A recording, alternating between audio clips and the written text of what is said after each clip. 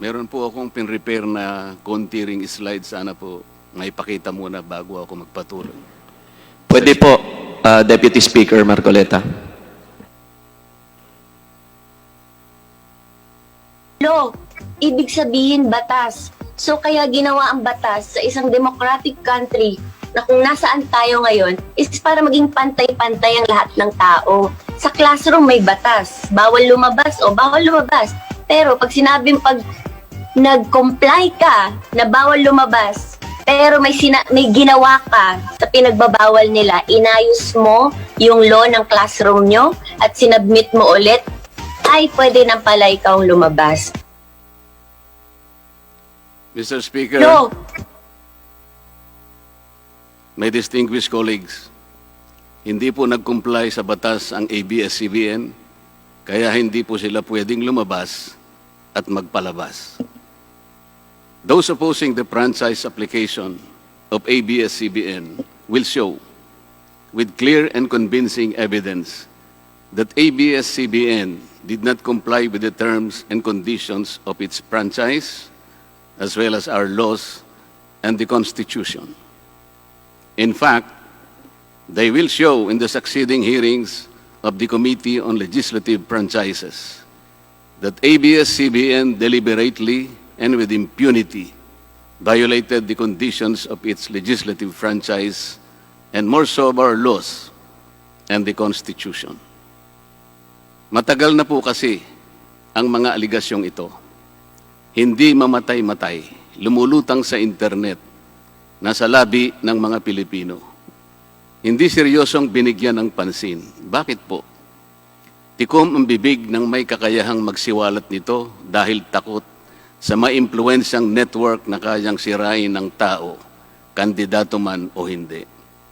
Salamat at ganap na nanindigan si Speaker Alan Peter Cayetano at hindi inalintana ang mga tuligsa sa kanya at pinayagan niya na magkaroon ng patas, bukas at malawak ang pagdinig sa mga aligasyong ito katulad ng nagaganap sa araw na ito. Ang banggit nga po sa John 8:32 ay ganito, "And you will know the truth, and the truth will set you free." Violation of the Constitution. Number 1, franchise is longer than 50 years. Hindi na po dapat payagan itong pagre-renew ng prangkisa ng ABS-CBN. Dapat na pong isara ang pinto para sa kanila. Bakit po? Because the ABS-CBN has been using the airwaves for more than 50 years. 53 years today, to be exact. Our Constitution says that Congress can grant a franchise of up to 50 years only. Taong 1957, nang makuha ni Don Eugenio Lopez Sr., may-ari ng Chronicle Broadcasting Network o CBN, ang Alto Broadcasting System o ABS. Simula po noong 1967 ay naging ABS-CBN na po ang tawag dito dahil sa merger ng ABS at CBN. Kung susumahin po natin ang prangkisa nito simula noong 1967, ay 53 taon na po itong gumagamit ng airwaves magpahanggang ngayon. 63 years naman po kung susumahin natin mula po ng pagkakakuha ng CBN sa ABS noong 1957. The Committee on Legislative Franchises should not allow itself to be used by ABS-CBN to again circumvent the Constitution and violate the categorical 50-year limitation imposed on franchises. Hindi na po dapat buhayin muli ng Kongreso ang prangkisa ng ABS-CBN sapagkat ayon po sa ating saligang batas, ang buhay ng prangkisa ay hindi dapat lumampas ng 50 taon. EDSA Revolution.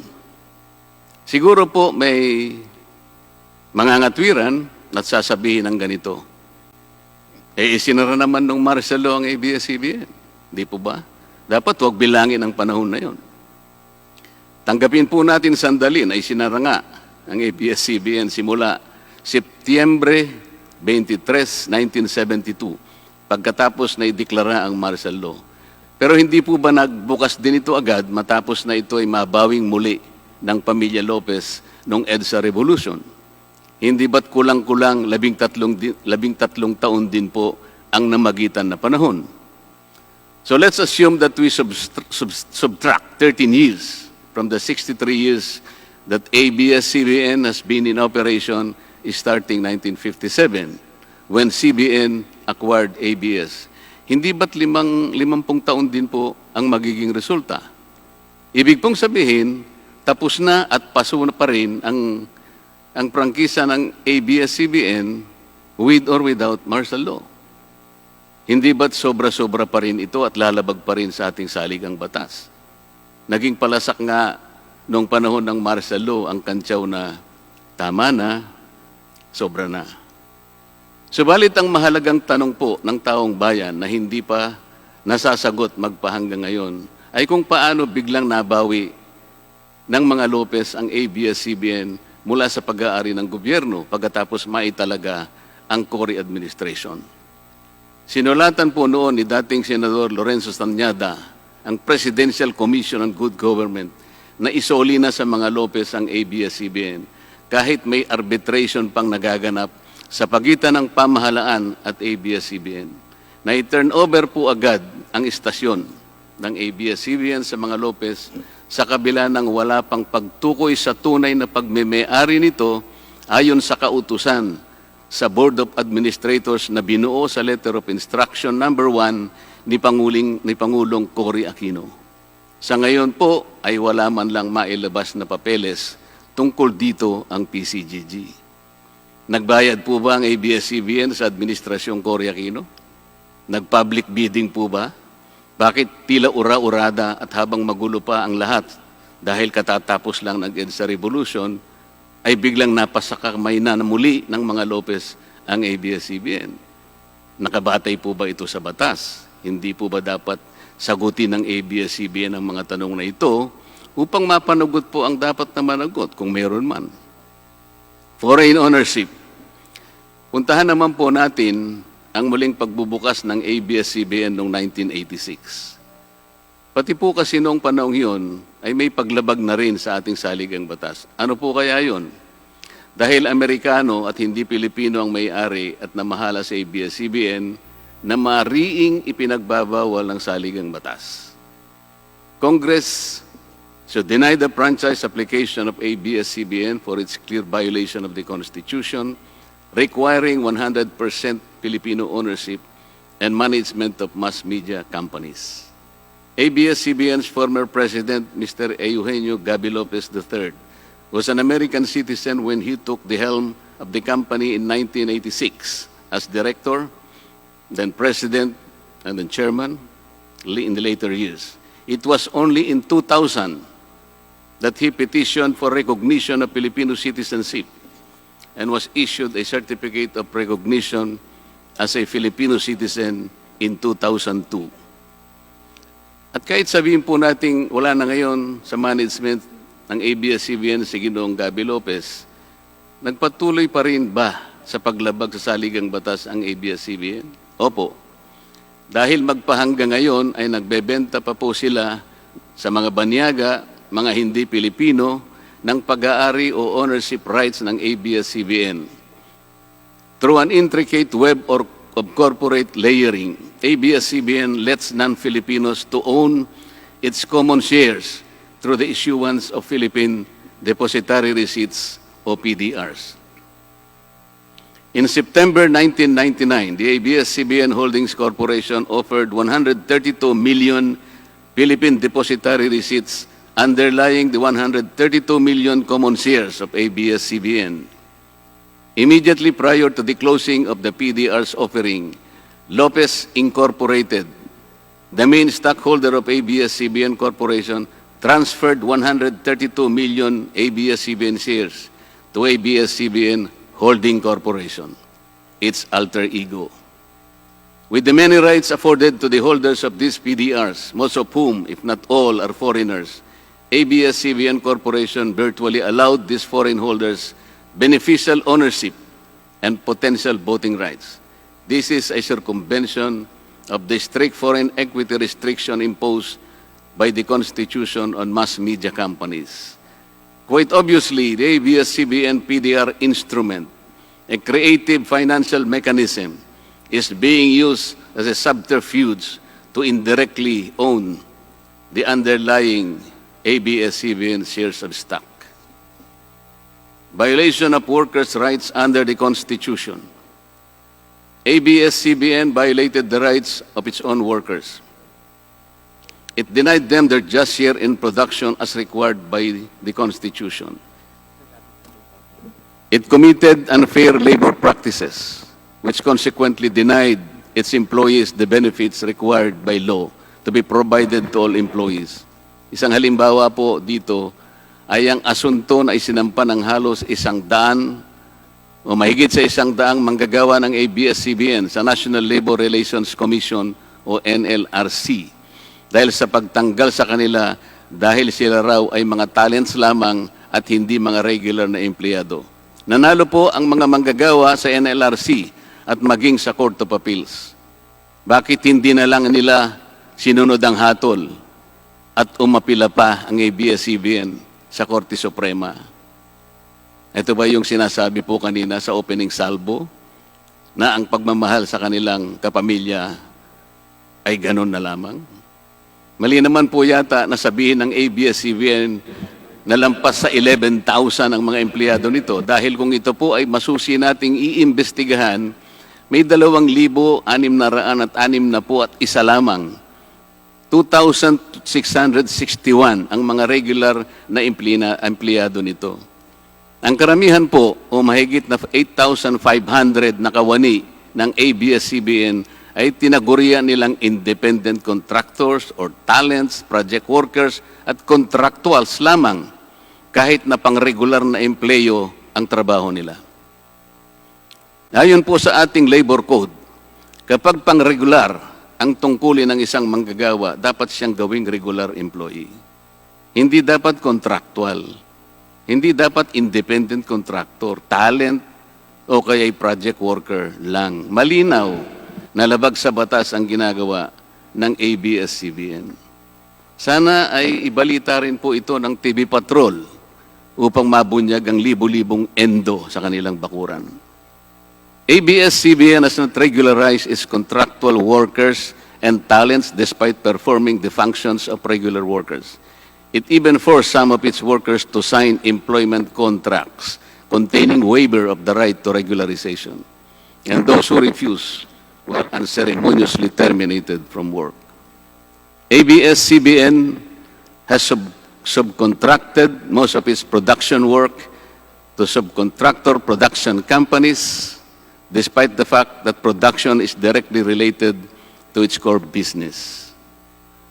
These production entities are paid minimally, whose workers obviously get lesser benefits and take-home pay compared to ABS-CBN's regular employees. And yet, the profit generated by ABS-CBN from its independent production companies appear greater than its expenses, especially those expenses that are even deductible for income tax purposes. Kung kaya't hindi po may kakaila sa publiko na napakarami ng labor cases na hinarap at haharapin pa ng ABS-CBN. Ang masaklap pa po dito ni hindi nagbibigay ng contribution ang ABS-CBN para sa benepisyo ng kanilang mga empleyado.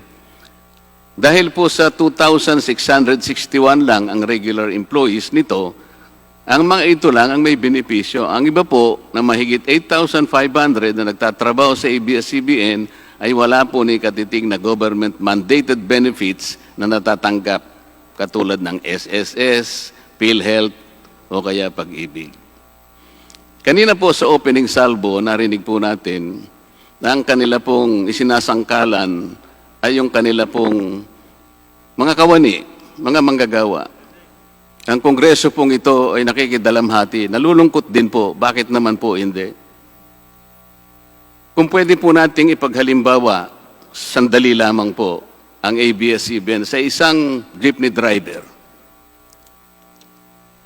Alam po niya na wala siyang prangkisa. Nagsakay po siya ng napakaraming Pasahero. Yung mga pasahero naman po, bago sumakay doon, hindi naman niya tatanungin sa driver, Mamang driver, mamang chopper, kayo po ba ay may prangkisa? Yung rota po ba ninyo, pinapayagan yan? Wala pong nagtatanong na gano'n kasi mabilisan pare-pareho pong nagmamadali. Ano pong masita siya ng LTFRB? Gagamitin po ba nung driver na yon o nung taxi driver na yon o yung bus operator na yon? Kawawa naman po yung pasahero namin kung patitigilin mo ngayon. Meron pong pupunta sa ospital, meron pong pupunta sa trabaho, meron pong pupunta sa eskwela. Napakarami pong gawain itong mga taong ito. Ito po ba ang ibibigay po ninyong halimbawa? Hindi po ba dapat kayo muna ang kauna-unahan na nag-isip ng kapakanan nila? Ilagay ninyo sa magandang kalagayan ang pagpapatupad ng prangkisa ninyo at wala pong malalagay sa alanganin. Huwag po ninyong isasangkalan ngayon ang inyong mga manggagawa at kani-kanilang pamilya. Hindi po ganun. Sasagutin po ninyong aligasyon na ito, hindi po sa pamamagitan ng emotional appeal. If this indeed the true house of the people, the Committee on Legislative Franchises must side with the poor workers of ABS-CBN in denying its franchise, justice to them will be finally served, although ironically, this will also entail some sacrifice on their part. Political bias. ABS-CBN has been biased and partisan in favor of particular candidates and against certain candidates during the 2010 and 2016 presidential elections, contrary to the terms of its franchise and in violation of the Omnibus Election Code. Hindi naman po lingid sa kalaman ng marami, kung hindi man lahat, kung paano naging pro-Noynoy Aquino ang ABS-CBN noong 2010 at pro-Grace po at Lenny Robredo naman noong 2016. It is also a matter of record that ABS-CBN failed to air some of President Duterte's political advertisements during the 2016 campaign period, despite receiving the payment for said political ads. Ang masakit po dito, kung hindi pa sila pinigilan ng korte sa pamamagitan ng isang TRO, ay nakahanda na palang ipalabas ng ABS-CBN sa bisperas mismo ng pagtatapos ng campaign period ng 2016 presidential elections. Ang mga anti-Duterte advertisements na binayaran ng isang dating senador, sinadya ang timing para hindi bigyan ng pagkakataong makasagot pa si Mayor Duterte na noon ay kandidato bilang presidente. Mabuti na lamang at napahinuhod ng ang korte ng petisyon ni Speaker Alan Peter Cayetano na noon po ay Vice Presidential Candidate ni Pangulong Duterte at dagliang nag-issue ng TRO ang korte sa ABS-CBN. It is now a public knowledge that President Rodrigo Duterte and Speaker Alan Peter Cayetano expressed their disappointments over ABS-CBN's unfair reportings and meddling in previous elections. For those opposing the franchise application, hindi na po dapat payagan ng ABS-CBN na muling pakialaman ang politika sa ating bansa. Panahon na para ang taong bayan ang pumili ng mga namumuno na gusto nila at hindi ang napipisil ng ABS-CBN. Paalala lang po sa ABS-CBN, you are a broadcasting company, not a political kingmaker. Either you play ball or you play fair. Multiple channels in one franchise. Mga kababayan, inabuso po ng ABS-CBN ang kanilang prangkisa. Sa hindi nila may paliwanag na dahilan o maaari namang sinadya na gamitin ang kanyang prangkisa para sa isang channel lamang, pero gumamit pa ng ibang prangkisa ng telekomunikasyon na hindi naman pang broadcast upang mas kumita at makapagbenta sa pamamagitan ng maraming channels. ABS-CBN violated the terms and conditions of its franchise by offering its TV Plus boxes for a one-time fee but using the free-to-air signal authorized in the franchise granted by Congress at no cost to ABS-CBN. Tubong lugaw, ika nga. But this practice of ABS-CBN without permission from Congress or the National Telecommunication Commission is killing the cable industry, which depends on monthly based subscription of its clientele. At bukod po sa pagbebenta ng TV Plus box sa publiko, sa Kapamilya Box Office Channel na nakapaloob dito, ay nagawa pang maningil ang ABS-CBN sa bawat pelikulang gustong mapanood ng publiko sa KBO Channel. Ibinenta na nga ang TV Plus box, ibinenta pa rin ang mga palabas na pwedeng mapanood sa TV Plus box. Dobleng tubong lugaw na po ito. Hindi po saklaw ang mga ito sa prangkisa na ipinagkaloob ng Kongreso sa ABS-CBN.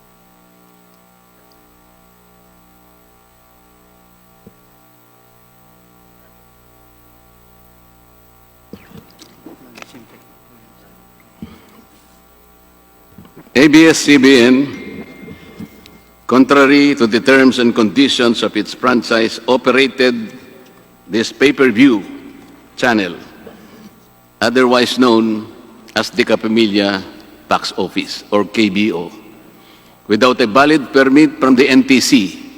And despite NTC's order to refrain from operating a PPB until the issuance of an appropriate guideline for the same, ABS-CBN continued its operation until the expiration of its franchise on May 4, 2020. Tax evasion. ABS-CBN also violated the terms and conditions of its franchise by engaging in tax avoidance schemes, which deprived the government of the much-needed revenue. It used its wholly owned subsidiary, Big Dipper Digital Content and Design, Inc., a PESA-registered company, as tax shield. Its main customer is ABS-CBN Hungary.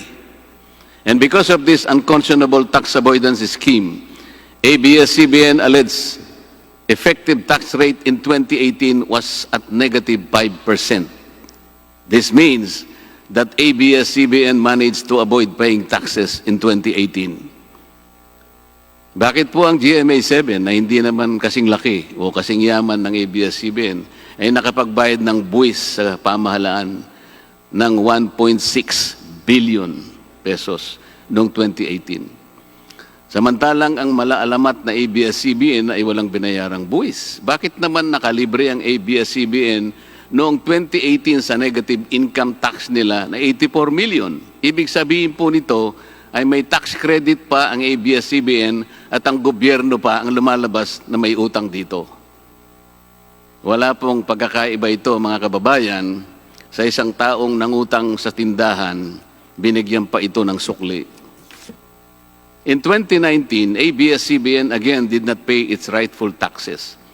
It avoided this by entering into compromise agreement with the Bureau of Internal Revenue, with the latter accepting the settlement of 152 million pesos plus from ABS-CBN, equivalent to only 40% of its assessed deficiency in income tax, value-added tax, and documentary stamp tax payments.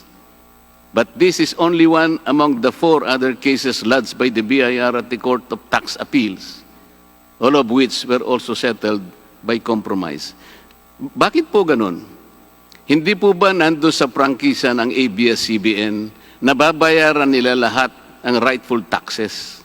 Kinakailangan po bang sila ay habla pa ng BIR bago sila mapilitang makapagbayad lamang kahit settlement lamang?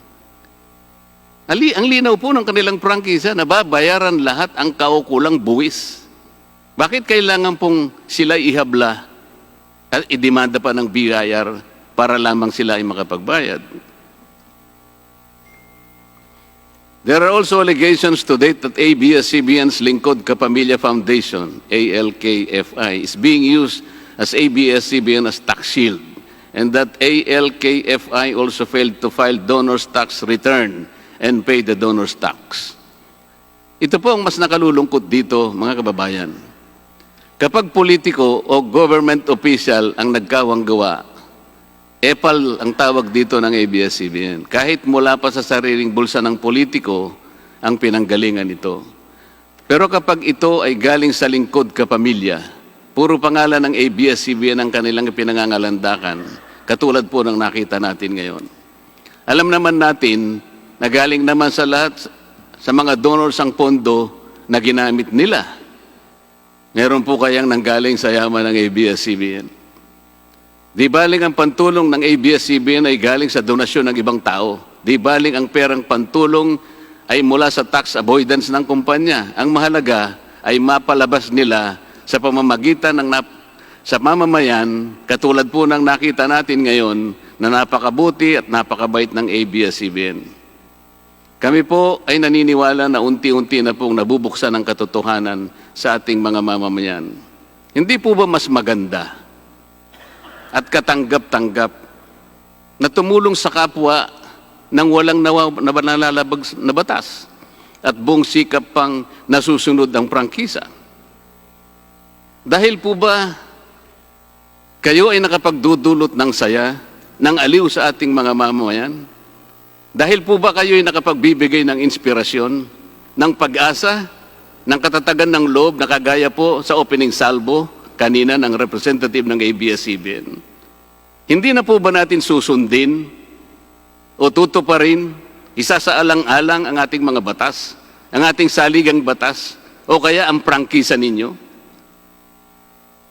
Makakapagpasaya naman po tayo. Makakapag-inspire po tayo nang hindi po tayo lumalabag sa batas.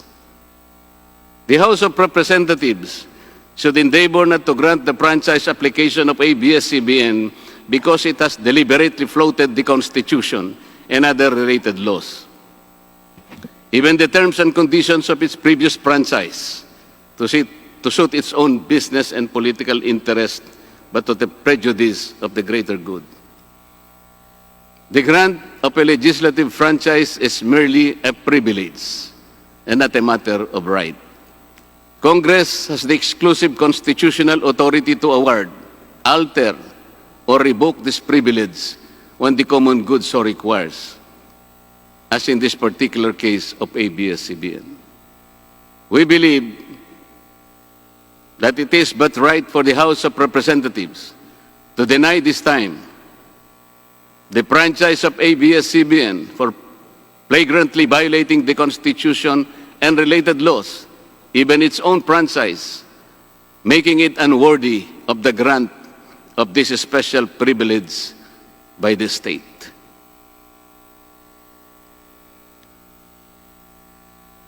Alam mo kung sino lang ang pinakamatinding magiging kalaban ni Cardo? Sino? Nako, kabahan ka kay si Cardo. Ang pinakakalaban ni Cardo. Sino? Feeling ko si Kiboloy. Yung nagpahinto ng lindol. Si Kiboloy lang ang magpapahinto ng probinsyano. Abangan nyo yan. Oh. So inahamon kita Kiboloy, pahinto mo nga ang probinsyano. Napahinto mo pala ang lindol eh. Apakayabang nyo pala eh. Sabi niya daw, stop. Sige nga, punta kang gitna ng EDSA, stop mo yung traffic doon. Stop.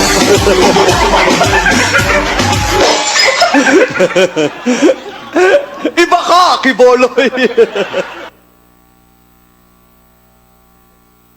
Alam mo kung sino